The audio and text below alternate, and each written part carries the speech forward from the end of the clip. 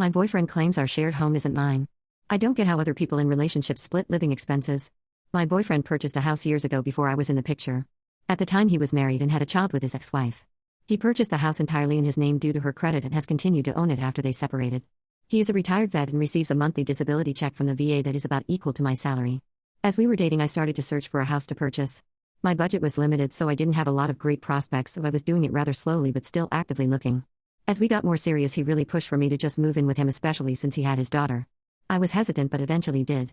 I've continued to actively search for a house to purchase and save towards a down payment.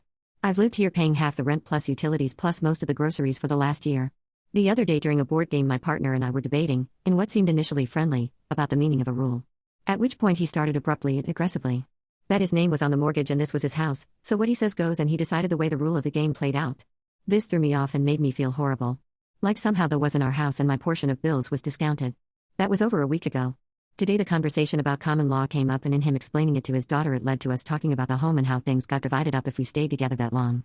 Regardless of how he states that my payment barely contributes to the mortgage and only covers utilities. I pay half of the cost of living and groceries for all three of us. Frankly, I pay more than I view as my fair share and feel splitting the cost of the two-bedroom home down the middle leaves me paying for a room I never get to use that his daughters live in. Reading step-parent blogs, they pay based on the number of rooms. Plus my grocery bill has tripled living here. I feel I'm footing the bill for a lot of his daughter's living expenses. Which makes me feel resentful when every moment he drives home that I don't contribute or have any stake in this home. He's right that I have no stake, but I more than contribute with household costs and chores. But if I moved out on my own, our relationship would end. So it feels silly. I want to revisit how expenses are split, because I don't feel secure in the way he's talking that I won't be left out to rot. I am much better at managing my money, and even with a higher cost of rent living alone, I was able to save more money living on my own. And since he keeps making it so clear this isn't my home and I don't contribute, I frankly want to focus on saving more and finish purchasing my own home.